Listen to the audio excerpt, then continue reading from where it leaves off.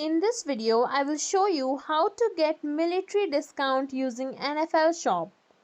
So simply open up Chrome or any web browser. Then search for NFL Shop, click on the URL. Then you can shop for the items. Once you have shopped for the items, simply click on this cart icon in the top right corner. Then simply click on checkout. After that, put in your details and click on continue checkout. There you can choose military discount. Once you choose it, it will ask you to verify it with id.me. Once you click on the id.me button, it will take you to this page. Simply click on these three dotted lines in the top right corner.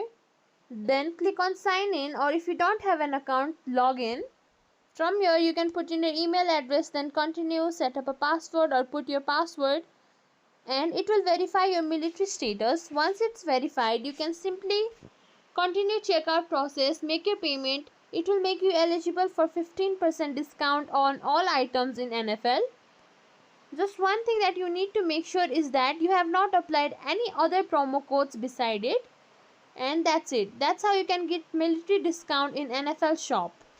If you think this video was helpful, please like, share, subscribe to our channel, and thank you for watching.